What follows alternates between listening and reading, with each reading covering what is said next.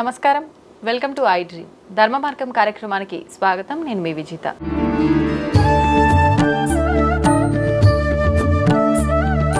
ప్రస్తుతం మనతో పాటు ఉన్నారు ప్రముఖ జ్యోతిష్యులు బ్రహ్మశ్రీ చేబిఎం కిరణ్ కుమార్ శర్మ గారు. ఇప్పుడు గురుగారితో మాట్లాడి మరిన్ని విషయాలు తెలుసుకుందాం. నమస్కారం గురుగారు. సర్వే జనా సుఖినో భవంతు, ఆనంద సిద్ధిరస్తు. గురుగారు, రాహుకాల దీపం అని పెడుతుంటారు కొంతమంది. అయితే ఈ రాహుకాల దీపం ప్రత్యేకించి మనకు అమ్మవారి శరన్నవరాత్రుల్లో కానీ లేదంటే శ్రావణ మాసం టైంలో ఎక్కువగా అమ్మవారి ఆరాధన చేస్తుంటారు. ఆ సమయంలో మాత్రమే పెట్టాల్సిన దీపమా, లేదు అంటే ఎప్పుడైనా ఈ దీపారాధన చేయొచ్చా? అసలు ఈ రాహుకాల దీపం ఎందుకు పెడతారు? దానివల్ల కలిగే ఫలితం ఏంటి? దుర్గే స్మృతా హరసి భీతి మశేష జంతో స్వస్థై స్మృతా మతిమతీవ శుభాన్ దదాసి దారిద్ర్య దుఃఖ భయహారిణి కాత్వదన్య సర్వోపకారకరణాయ సదార్ద్రచిత్త. మనకున్నటువంటి అనేకమైన కష్టాలని తొలగించడానికి భగవంతుని ఏదో ఒక ఉపాసన చేసుకోవాలి. ఏదైనా పూజనో, పురస్కారమో, దీపమో, పుష్పమో, అలంకరణో, గోసేవ, ఏదన్నా ఒకటి నీకున్నటువంటి అనేక కష్టాలు విముక్తి పొందడానికి ఏదైనా ఒక ఉపాయ మార్గం ఎంచుకోమని చెప్తోంది. కాబట్టి మనం చేసేటువంటి పూజలలో ఇక్కడ విశేషంగా జన్మజాతకాన్ని చూసుకోవాలి. మీరు అడిగిన ప్రశ్నలకి 4-5 రకాలుగా సమాధానం చెప్పాలి. కాబట్టి ముందుగా జన్మజాతకంలో గనక ఏ వ్యక్తికైనా సరే రాహుగ్రహము కుజగ్రహం యొక్క అనుకూలత లేకపోతే, వివాహ సంబంధ ఆటంకాలు ఉంటాయితే, కుజదోషం ఉందని చెప్పి నాలాంటి జ్యోతిష్కుడైన కుజదోషం భయపెడితే, ఇక్కడ బ్రాకెట్లో ఒక చిన్న విషయం చెప్తాను మీకు. అంటే బ్రాకెట్లో పెట్టుకోండి, రాహుకాలం పక్కన పెట్టి. చాలామంది కుజదోషం గురించి భయపడుతూ ఉంటారు. ఇప్పుడు అవును, జన్మజాతకంలో కుజుడు లగ్నంలో కానీ, ద్వితీయ స్థానం కానీ, చతుర్థ స్థానం కానీ, అలాగే అష్టమ స్థానం కానీ, అలాగే మనకు వ్యయ స్థానంలో ఉన్నప్పుడు ఈ కుజదోషం యొక్క ప్రభావం ఎక్కువగా ఉంటుందని చెప్తుంటారు. అయితే ఈ కుజదోషం అనేది గుర్తుపెట్టుకోండి, గురు దృష్టి ఉన్న, కుజుడు నీచబడిన, కుజుడు ఉచ్చస్థితిలో ఉన్న, మేష వృశ్చికాల్లో ఉన్న, సింహంలో మకరంలో ఉన్న కుజదోషం ఉండదు. శుక్రగ్రహ దృష్టి ఉన్నా ఉండదు, గురుగ్రహాల మధ్యలో ఉన్నా ఉండదు. నల్లిఫైకి అవ్వడానికి చాలా అవకాశాలు ఉన్నాయి. నల్లిఫై అవ్వబడేటువంటి అవకాశాల గురించి చెప్పకుండా, నీకు 8వ ఇంట కుజుడున్నాడు, నీ కుజదోషం. నీకు 7వ కుజుడున్నాడు, కుజదోషం. మాంగళిక హై మాంగళిక హై మాంగళిక హై. అరే క్యా మాంగళిక హై భాయ్? సో మాంగళిక ఏంటి, ప్రభావం ఏంటి దానివల్ల? దానికి పరిహారం ఉంది కదా, అయినా దాని గురించి చెప్పారు. ఈ భూతద్దల్లో ఈ మాంగళిక అనేది అందరి ప్రతి కామన్ పీపుల్కి లోపలికి వెళ్ళిపోయింది అది. సో దాన్ని కరెక్ట్గా మీరు నమ్మకండి. ప్రతి వ్యక్తికి కుజదోష పరిహారం జరిగే ఉంటుంది.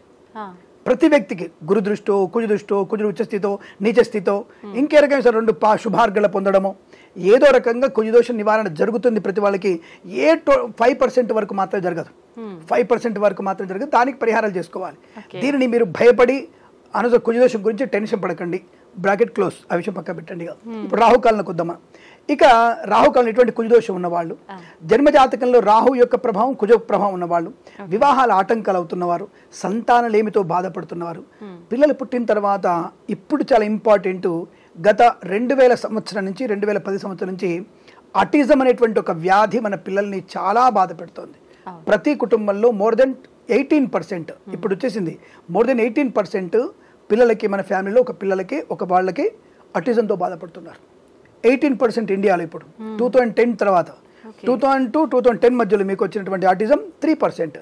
Just go and enquiry in your internet. ఇది నేను పర్ఫెక్ట్ ఇన్ఫర్మేషన్ తీసుకొని చెప్తున్నాను. ఈ ఆటిజం బాధపడే వాళ్ళు కూడా ఇప్పుడు మనం చెప్పబోయేటువంటి పరిహారాలు పాటించాలి. అడిగిన వాళ్ళు, రెండవది సంతానం లేని వారు, నిరంతరం గర్భస్రావం జరుగుతున్నవారు. కొంతమందికి అమ్మాయికి 25 ఏళ్ళే ఉంటాయి, but she started pre menopause. అరే ఇదేంటి అమ్మాయికి 25 ఏళ్ళకి ప్రీ మోనోపాజ్ ఎలా వస్తుంది? డాక్టర్ దగ్గరికి వెళ్తే అదే అంటాడు, అమ్మ నీ ప్రీ మోనోపాజ్ అమ్మా, ఏం చేస్తాం, ఏం చేయలేం, మీ బాడీలో అలా ఉంది, హార్మోన్స్ ఇన్బ్యాలెన్స్ ఉంది, how can it possible, pre menopause 25 ఏళ్ళు ఎందుకు వస్తుంది? ఇంకా సంతానం వయసు అప్పుడు కదా. సో ఇవన్నీ కూడా మనకి ప్రతి విషయంలో కూడా మనకి ధర్మశాస్త్రం చెప్పబడింది. ఆ అనారోగ్యాలకి దాని పరిహారాలకి సంబంధం ఉంటుంది ఖచ్చితంగా అనేది చెప్పబడి ఉంటుంది. ఇలాంటి దోషాలు పోగొట్టుకోవడానికి. రెండవది, ఆర్థిక విషయాల్లో అంటే డబ్బులు వస్తున్నాయండి, ఖర్చు అయిపోతుంది. అలాగే ఇంట్లో ఎప్పుడు చూడి చికాకులు ఉన్నాయి. ఇన్నిటికి పరిహారం రాహుకాల దీపం. అంటే ఎన్ని రకాల పరిహారాలు, ఎన్ని రకాల సమస్యలకి పరిష్కారం చేయగలిగేటువంటి అవకాశం ఈ యొక్క రాహుకాల దీపారాధన. అంటే ఏమిటి రాహుకాలం అంటే, కుజుడు రాహు కలిసి ఉన్న, శుక్రుడు రాహు కలిసి ఉన్న, రాహు ప్రభావం చేత అనేక రకాల సమస్యలు ఎదుర్కోవాల్సిన పరిస్థితి ఏర్పడుతోంది. దానివల్ల మానసికమైనటువంటి రుగ్మతలకు కారణమవుతోంది. నేను మన ఐ డ్రీమ్ మాధ్యమం ద్వారా చెప్పొచ్చో చెప్పకూడదు తెలియదు, కానీ చాలామంది ఆత్మహత్యా సదృశ్యానికి కారణం ఏది కూడా ఈ ప్రభావమే. అంటే ఇన్ఫీరియారిటీ కాంప్లెక్స్తో, ఆత్మన్యూనతా భావంతో, ఇక నేను ఆత్మహత్య చేసుకుంటే నాకు శరణ్యం అనేటువంటి భావనతో వెళ్తున్న వారు ఇప్పుడు ఆత్మహత్య చేసుకుంటున్న వాళ్ళు కూడా ఈ రాహు ప్రభావం వల్లే ఉంటుంది. అది ఇది చాలా మంది కనిపెట్టగలిగితే మంచిది. ఇప్పుడు మమ్మల్ని పిచ్చోళ్ళు అనుకుంటారు, జాతకంలో అది చెప్తాడు. ఇదే మాట ఒక సైక్రియాటిక్ చెప్తే అది కరెక్ట్ చెప్పాడు. సైక్రియాటిస్ట్ ఆయన ఫిజియోథెరపీ, ఆయన ఇస్ అ గుడ్, ఆయన సైక్రియాటిస్ట్ చదువుకున్నాడు, ఆయన మాట కరెక్టు. నేను చెప్తాను, ఏ వ్యక్తి ఆత్మ భావన బాధపడతాడో ఆ వ్యక్తికి రాహు ప్రభావం ఎక్కువగా ఉంటుంది. కేతుతో కుజుడు కలుసున్నా, రాహుతో కుజుడు కలుసున్నా ఈ ప్రభావం ఎక్కువ ఏర్పడుతుంది. బాబు ఆ టైంలో ఆ జాతకుడికి ఏం లేదు, దుర్గమ్మ వారి పూజలు చేయమని చెప్పండి, దుర్గమ్మ వారి పూజలు చేయమని చెప్పండి. పూనకం వచ్చిన వాళ్ళని చూపించండి, చాలు చూపించండి. నిజంగా చెప్తాను నేను, పూనకం వస్తుంది కదా, ఓహో అని ఎగురుతారు కదా, వాళ్ళని చూపించండి, వీళ్ళలో ఉత్తేజం పెరుగుతుంది. ఇది నిజం, ఇది ప్రాక్టికల్. అలాగే ఇప్పుడు మనకి రాహుకాల దీపం, మీ అసలు ప్రశ్నకి సమాధానం వచ్చినప్పుడు రాహుకాల దీపం పెట్టాలా? ఇది దుర్గాదేవి యొక్క అనుగ్రహం పొందుకోవాలంటే ఈ రాహు అనేవాడు, ఈ రాహు యొక్క గ్రహం అమ్మవారి ఆధీనంలో ఉంటాడు. అంటే ఒక్కొక్క గ్రహం ఒక్కొక్క దేవత ఆధీనం ఉంటుంది. గురుడు వచ్చేసి శివుడికి అని, విష్ణుమూర్తికి అని, తర్వాత బుధుడు వచ్చేసి వినాయకుడికి అని, ఇలా ఒక్కొక్క గ్రహం ఒక్కొక్క దేవత ఆధీనంలో ఉంటారు. అలాగే రాహు అనేవాడు కూడా అమ్మవారి ఆధీనం ఉంటాడు. కాబట్టి ఈ రాహు ప్రీతి కొరకు మనము నిమ్మకాయ డిప్పల్లో, అంటే నిమ్మకాయ డిప్పల్లో పెడతారు చాలా మంది, అరటి డొప్పలు కూడా పెట్టవచ్చు, అరటి డొప్పలు కూడా పెట్టవచ్చును. ఈ నిమ్మకాయ డిప్పల్లో పెట్టడం అనేది సిట్రిక్ యాసిడ్ వల్ల తొందరగా మనకి క్షిప్రంగా మనకి పాజిటివ్ ఎనర్జీ బాగా కలుగుతుంది. కాబట్టి అక్కడ ఉన్నటువంటి వాతావరణంలో ఇన్ని దీపాలు పెడితే నెగిటివ్ ఎనర్జీ అంటే పురుగులు పుట్టుతాయి కదా, ఆ నిమ్మకాయల రసం పడ్డప్పుడు పురుగులు పుట్టలు రావు అక్కడికి. ఎన్ని దీపాలు పెట్టాలి అక్కడ? ఇక్కడ ఏ సమయంలో పెట్టాలి? ఫస్ట్ మనం నవరాత్రుల్లోనే పెట్టాలా అంటే నవరాత్రుల్లో పెట్టడం విశేషం. కానీ నవరాత్రులు ఇప్పటికే బోర్డు ఉత్సవాలు జరుగుతున్నాయి. ఏది మనకి చండీ హోమాలని, చండీ పని, కాబట్టి దీపాలు పెట్టి మన పక్కన పెట్టుకుంటాం, మన చెంగులు పోయి దానికి అంటుకుంటాయి. దేవుడి దీపం పెడితే అంటుకుని చెప్పేసి వాడు వేరేవాడు ప్రచారం చేస్తారు మన మీద. కాబట్టి ఈ హడావుడిగా సమయంలో మీరు పెట్టకుండా ప్రశాంతంగా పెట్టుకోండి. శరన్నవరాత్రి పెట్టొచ్చా? పెట్టవచ్చును. చాలా మంది సముదాయం ఉన్నప్పుడు పెట్టకండి, సింపుల్. రెండోది, ఏ రోజున పెడతారు? విశేషంగా చాలా మంది పెట్టేది మంగళవారం రోజున, అమ్మవారికి ప్రీతి రోజు కాబట్టి మధ్యాహ్న సమయంలో 3:30 నుంచి 5 గంటల మధ్యలో రాహుకాల దీపాలు పెడుతుంటారు. ఎన్ని పెట్టాలి? 3, 5, 7, 9, 11 ఈ సంఖ్యలో పెట్టుకోవచ్చు. చాలా మంది 5 డిప్పల్లో పెడతారు. అంటే 5 నిమ్మకాయ డిప్పల్ని కట్ చేసుకుని 5 డిప్పల్లో పెడతారు. 5 దీపాలు వెలిగిస్తారు. ఒక్కొక్క దాంట్లో ఎన్ని దీపాలు వేయాలి? 3 ఒత్తులు వేసి ఒక దీపం వెలిగించాలి. ఒక్కొక్క దాంట్లో సన్నటి ఒత్తుల్ని 3ని ఒకటిగా కలిపి ఒక్కొక్క దాంట్లో 5 దీపాలు వెలిగారు. దీపాలు వెలిగి 5 పువ్వొత్తులు వేసి మధ్యలో వెలిగిస్తారు. అలాగే అంటే మీకు ఎలా అయినా సరే ఈ 3 ఒత్తులు తెలివి ఒక ఒత్తుగా వెళ్ళడం దీపారాధన. అలా 5 దీపాలు వెలిగించాలి. అలా అని చెప్పేసి 3 పెట్టి 5 3 15 దీపాలు వెలిగించవద్దు. 5 కలిపి మీరు 3 కలిపి ఒక దీపం 5 దీపాలు వెలిగిస్తే సరిపోతుంది. అది ఆచార ప్రకారంగా ఉంటుంది.